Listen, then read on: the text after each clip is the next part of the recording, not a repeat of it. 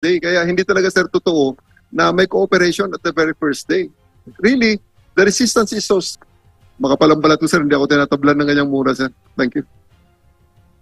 Yung treatment po sa kanila, sir, ng ating mga bayaning pulis, religious group pa rin po. Hindi naman po sila political. Yes, sir. Kumbaga, yung mga makakaliwa, yung magugulo, yung gano'n, hindi po. We still respect them, sir. And as you have seen in the many videos that we saw, di ba, sir, may tumalon doon, sir, na sinipa yung shield. Pagbagsak nun, sir, hindi yun inano ng mga pulis natin, sir. Pinabayaan lang yun. So, okay na, sir. We have always and will always exercise maximum tolerance. Thank you, sir. Salamat din po, sir. Chairman, magtanong lang po ako sa atin pong mga tiga-KOJC. Kanina po, nabanggit po ni Attorney Dina Tolentino Fuentes, yes ma'am, yung constitutional rights po ninyo, opo, na na-violate. Opo. Pwede po ba niyong ulitin at ipaliwanag po ninyo sa ating mga nakikinig kung ano po yung mga masyado po kasing islang kanina. Medyo Tagalogin po natin. Opo, yung sinasabi po ninyong na-violate po sa inyo.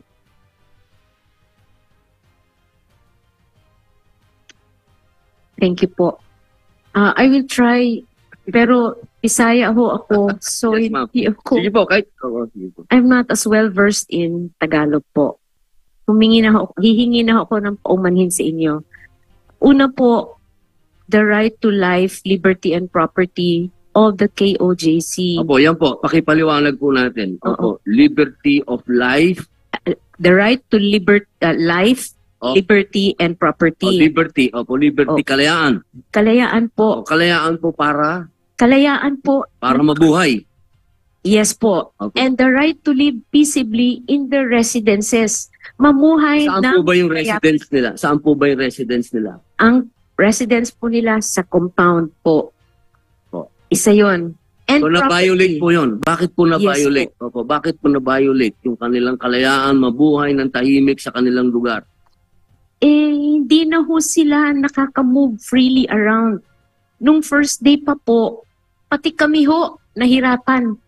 Ako po, kinausap ko po yung mga pulis sa Gate 18. Please, papasukin ninyo si Pastor Marlon. He is the executive minister. Hindi ho siya pinapasok. We have to ask permission. And hindi ho nila, kami, abogado na kami, we have to ask permission for him to enter. And hindi ho kami pinahintulutan. Matagal ho bago siya nakapasok. Bukod po kay, Yes po. kay Sir Marlon Acobo, sino pa po ang mga hindi nagkaroon ng kanilang karapatan? Yung mga miyembro po, yung mga Ilan miyembro, pong miyembro yun? I am not sure as of now how many are in the compound kasi nga po nag-celebrate sila nung kanilang anniversary. But I understand, if I'm not mistaken, maybe 2,000 to 3,000 persons live inside the compound. Ay, hindi po sila ba nakakamalayang Hindi nakakaikot? po. Lalo po nung mga sinaunang panahon when they started it, hindi ho basta-basta makapasok at makalabas. Paano po yung pagkain? Paano po lumalabas, bumili ng pagkain? Paano po? Ang pinapapasok, ang sinabi po sa akin ng isang tao, the sector commander in charge of Gate 18 on the first day was, pinapapasok namin ang pagkain, ang tubig, at ang medisina lang. Kung mga tao, kailangan dumaan kami sa kanila. Pati po ako, muntik na ho, hindi makapasok. So sa inyo po, paglabag po yun sa karapatan po? Yes po. Kasi po, they are implementing a warrant of arrest, not a search warrant. And the people who live inside, yung mga nakatira ho sa loob ng compound, hindi naman ho sila subject sa search warrant. Hindi naman ho sila subject sa warrant of arrest. So bakit hindi sila malayang makalabas at makapasok sa kanilang lugar? Yung iba pong tinreat sa labas kasi may mga galos o sugatan dahil sa ginawa nilang implementation sa umaga, hindi na makapasok. Nahirapan ho sila pumasok. So yun po ang with respect to the right to liberty and property, they were not able to do it. With respect naman ho sa mga bata, the right to education and to enjoy peaceful education, Pero ang sabi po ni Sir Torre, malaya naman daw po na makakapasok yung mga bata. Sir, kung may anak ho kayo at nakikita ho ninyo may mga police na naka-SAF uniform with, let me see, M16 clips here, in full battle gear, and police with riot shields and truncheons. And nakikita nyo na yung videos na may na tear gas or pepper spray, whatever they might decide to call it. Sa tingin ho ninyo, may papasok na bata? I don't think so. Pangalawa po, yung mga bata ho, even if they say na malayang makapasok ang mga bata, sa tingin po ninyo, yung mga parents hindi mag-worry? I don't think so, sir. So it's going to be very difficult for the children to have unhampered access to education. Wala Which po bang, is- wala pong ibang daan po ba? Doon lang talaga dadaan? Doon pa rin sa kordon ng mga pulis po natin? Yes po. As of now, doon lang po. So yan po ang Choice na po ng mga magulang na wag mo nang papasukin yung mga bata. Actually po, pinaparating po sa akin ng mga magulang. Gusto na sana nilang papasukin yung mga bata, pero natatakot po sila at tinatanong nila hanggang kailan po ito. Pag sinabi niyo pong natatakot, ano po yung intensity ng takot na ito? Takot na pwedeng magkaroon ng mental health problem? Ano po ba? Kasi kailangan ma-distinguish po natin ano bang takot po yan. Superficial lang po ba yan? Sir, I do not know for everyone because hindi pa ho kami nagkakaroon ng stakeholders meeting. However, sir, we were able to get feedback from several people already saying na takot sila magpa-enroll ng mga bata. Pero mabuti na lang ho nagpa-enroll. Takot sila magpapasok sa mga bata kasi hindi nila alam kung may mangyayari during the day, which has been happening several times. So hindi ho nila alam. Parang sinasabi po natin, ma'am, na napipigil Yes po. napipigil yung pag-aaral ng mga bata. Yes dahil po. po sa sitwasyon na to. Yes po. Okay po. Ano po yung pangatlo po na karapatan? Religious freedom. Naku, bigat po yan. May sarili yan. Yes po. Because, remember ho, yung cathedral nila, when they pray ho, just like you are a devout Muslim, they pray every 3 hours.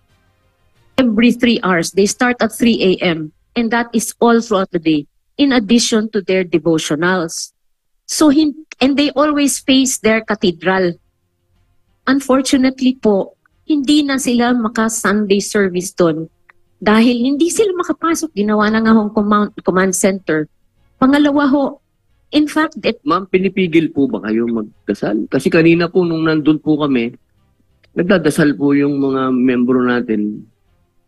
Sir, hindi ho sila pinipigil magdasal. Pero eto na lang po, kayo po, nakakapasok ho kayo ng maluwag sa inyong moske. Oh.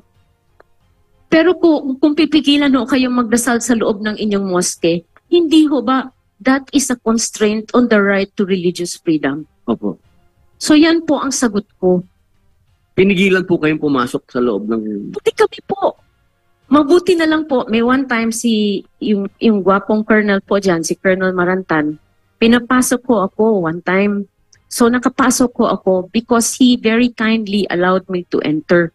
But aside from that ho, hirap po kami magpapasok pati abogado sa cathedral po. So mas lalo na po yung ordinary workers who are voiceless, who are not lawyers. Yan po ang mga freedoms that are being raped. Sa labas naman po ng katedral, nakakapagdasal po kayo? Yes po. Pero like I said, that is their cathedral. Kung hindi ho sila makakapray sa loob ng cathedral nila, at pati yung cathedral nila, inuungkat lahat, which is their holy place, I think their religious feelings have already been outraged and their religious freedoms have already been curtailed. Officially po, ang KOGC compound ay religious. It's a religious Sa papeles po ninyo. Sir, I am not the Sino executive po ang pwedeng minister. sumagot? Si Executive Minister Acobo po. Apo. Salamat po, Ma'am Atty. Thank you, sir. Sir Marlon Acobo, sir, pwede pong malaman lang po ang official papers po ng KOJC. kung ito po ba, ano po ba ang registration po nito? Religious? Yes, po. It's a religious organization po, Your Honor. Sa inyo pong pagkakaintindi po, sir, pagka sinabing religious organization, yung buo, magmula sa gate hanggang dulo, ganun po. Yes po. Opo. So, paano po yun? Sa ngayon po, sa nangyayari po sa inyo? Sa palagay niyo po ba nasasagasaan ang inyong religious freedom? Yan po ang hinaing namin, Your Honor, kasi nahihirapan na po kami, to be honest. No? The right to worship is being hampered. No? Hindi na kami makakapasok sa cathedral. Sunday, hindi kami makapagsamba. Dahil nandoon yung mga magigiting nating mga pulis. Nakaharang yung kanilang mga riot shield. Pinipigilan po ba nila Yes. magdasal? So several times I attempted to go in. But pagka lumapit ka, itataas na yung riot shield. Lalabas na lang yung mga truncheon. Para bang let's get ready to rumble. Parang ganun. So, anong gagawin namin? Kaya nga nakiusap ko kay Mr. Torre, a day before our celebration, Your Honor. Kami na ang may-ari ng property. Kami pa ang nakiusap. Saan ka makakakita ng ganun? That's why, ang pakiramdam po namin, our constitution, our rights is being raped. Ginahasa ang aming karapatan. Ang aming, I don't know kung bakit ganun ka-obsess ni Mr. Torre na to the point na yung in the first day, nung sinabi nga sa akin na hindi na kami pwedeng tumawid mula rito sa cathedral going to Hangar, nakaharang na yung mga pulis, parang mga zombie. Nakiusap ako, pwede bang hindi, ayaw talaga nila. So, ang tanong ko nga, Your Honor, hanggang kailan magiging ganito? Hanggang kailan aapakan ang aming karapatan? Sa palagay niyo po ba may katapusan? Sa inyo pong palagay, sa nangyayari po? Sila lang makakasagot. Kasi nasa kanila ang kapangyarihan. Sila ang batas. Si Torre ang batas. Salamat po, Sir Marlon. Attorney Israelito Torion. Gusto ko lamang pong sabihin sa inyong dalawa ni General Torre at Torion, parehong ibig sabihin niyan is tower. Ano? Wala, mukhang kayong dalawa ang tower ng pag-uusap na to. Boss, ano po ang legal pang natitira na pwede niyo pong gawin para mahinto ito sa ginagawa po sa kay OJC? Ginawa na po namin, we were hoping dun sa TPO, pero yung Court of Appeals kasi mas hindi. Nag-issue po ng warrant. Hindi po ba dapat yung mga court na nag-issue po ng warrant? May nag-file na po kami ng motion din doon. Oh, ano pong balita po doon? No? Sa lahat po yun? Sa lahat? Sa dalawang korte po. Sa dalawang, File na sa agad kami ng Quezon City motion. tsaka sa Pasig po? Yes, well, due process requirements, ni-require yung prosecution's office to file a comment po. Yun po ang ginawa po ng presiding judge. And on our part, right on the third day, we filed a certiorari. Pero yung executive judge kasi, yung certiorari namin under the expanded concept of certiorari under Rule 65, which empowers the court to look into the acts of other departments of the government as to whether or not they are still acting within their jurisdiction, whether they have not gone beyond their jurisdiction. But the presiding judge wanted to hold the hearing, and we felt the honor that kung i-hearing pa ito, ongoing yung violations, matatagalan. So winidraw namin, nag-file kami ng certiorari din sa Supreme Court po. We are waiting that a miracle would happen, that a TRO will be issued likewise, Your Honor. We stated that in our narration of facts po. Yan po ang ginawa po namin. And doon sa Court of Appeals po, nag-file kaagad kami. When we learned about it, at 4:44 in the afternoon, we prepared a motion for reconsideration and we filed it at 8:24, I think, in the morning the next day. We raised, among others, I could not discuss really the merits, but yung Court of Appeals kasi hindi kami pina-comment, nag-grant na kaagad yung petition ng Solgen.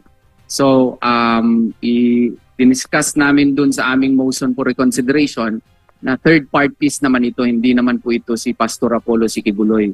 So, ang na-transfer kasi ang venue, yung pag-transfer din kasi ng venue, may MR din kami doon kasi supposedly doon yun sa korte ng RTC. Ginawa na po ninyo. Oo, ginawa na. Nag-aantay na lang po tayo kung anong decision.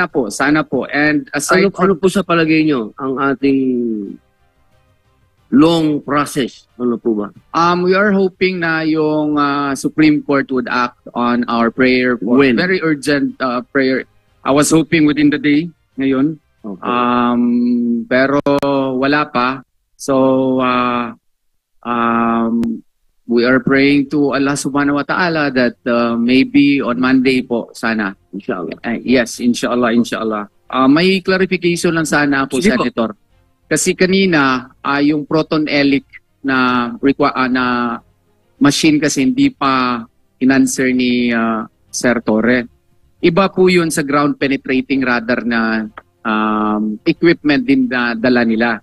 Meron kasi kaming more or less reliable information na yung proton elic it's like a scanner which scans underneath, no, kung anong mga nakalagay. Para siyang X-ray pero lupa, yung mga ganun. Sa pagkaintindi ko, para siyang sonar ba na nakikita mo ano. Negative po sa dalawang test nila na wala talagang tunnel sa loob. And we were informed na alam na nila ito even Ako ang information po. may nagsabi sa amin, kaya nga gusto namin siyang tanungin. Meron silang proton elic and we can summon also the person Si Chairman po. Kay Chairman po. sa ano po, kung ano ba talaga yung resulta. At saka magpakandak din tayo ng proton elic tests, no? Kami nag-isip kami niyan kasi nag-iisip kami yung mga lahat po ng motions na naisipan po ng mga abogado, nagawa na po namin lahat yun. Oo. Pero yung proton elic kasi, kami, balak din kaming magkuha. 90,000 ata ang charge sa amin, no? Magpa-scan ka lang, ganun kamahal, no? So, gusto naming malaman sa kanya kung positive ba yun o negative. Kasi this is really a very high-tech equipment. We were told. And this can scan the ground and determine whether or not there is in fact a tunnel. Oo. At alam namin na yung hinire nila, negative po, dalawang beses po. So, if the proton elic, which they in fact used, no, provided negative results, then why are they doing this? So this is not anymore a service of warrant. Attorney, formal po rin yung nire-request yan na magkaroon din kayo ng sarili nyong test. Kung willing kami na magpa-proton elic din kami. Excuse me po, magpa-suspend lang po ako kay Chairman. One minute suspension lang po. 1 minute suspension. 1 minute suspension. But, yun. Kaya ninyo? Para, so, sabayan nyo sila. Kung mag-test sila ganun, meron din kayo sarili ninyo. Your Honor, ganito po, pag positive na wala talagang tunnel dyan, aalis sila kaagad. By all means, anong gawin nila doon kasi, kung wala talagang... we have really reliable information na yung proton elic findings nila negative, no? Wala talagang mga tunnels doon sa baba, no? And that's why I was really appalled by his declarations a while ago that he was as if treating the ground penetrating radar as if it was the proton elic findings. That's different equipments. Grabe ka high-tech po nila. Okay, per suggestion of Senator Robinson Padilla, pwede ba kayo magrenta ng sarili niyong proton elic? At sabayan nyo sila? Yes. Sa kanyang ginagawang test? Opo, mabilis. Magsabing wala, negative. Wala, negative, Lipat, alis kung sila. ano gusto nyo. Walang reasonable belief. Lipat, para Iba mabilis. na ito. iba na ito kung wala talaga tunnel, yung Proton Helix. Bakit pa kayo nandito? Kaya nga. Yes, We expedite everything. with the declaration of the Yes, Your Honor, we are willing. Magkano renta kaya niya? 90,000 ata daw. So you're willing to spend for that? Oo. Sige, gawin natin ito. Oo. Sabi naman ni General Torre, he welcome that suggestion. So sabay kayo doon. Kung meron silang i-test, mag-test din kayo. Oo. Tingnan yung result ng both parties. Para Mabilis. imagine kasi kung if we will not do that, Your Honor, para matapos ito, gusto niya na i-clear lahat ng Kibuloy's followers there. Mga 2,000, ito ang mahal po ng hotel. Hindi na kailangan yan. Hindi na Kaya kailangan. Kung saan nila gustong mag-test, sabayan ninyo. Oo. Sige. Sabay kayo. Okay. You can do it. Sabay kayo. Pag walang Sige. tunnel, alis sila. Wala kaming problema doon. Oo. Sige. Proton Helix, Your Honor. Ganito. Para ganito. Very fair. May Proton Helix kasi Proton Helix yung dinala nila eh. Oo. Kung saan sila mag-scan, pero actually, Your Honor, we were told, maski malapit lang siya, pwede mo na i-scan. Ganun siya ka-powerful. Makukuha na. Maski ilang meters po. Kaya nga. So, Yes. Oo. magrenta kayo. Para mabilis. Okay. Oo. Para pag na-test nyo lahat ng grounds doon at wala na talaga makita, there's no reason for them to stay in there. Permahan kami dito. Para lalaki sa lalaki, Ron. Baka naman kanina nga noon, sabi niya, Photoshop daw yung, anong tawag dito, tunnel. It turned out, totoong-totoo pala yung tunnel. Sige, dito, ngayon. Permahan kami. Oo. Wag mo na. 1 minute suspension.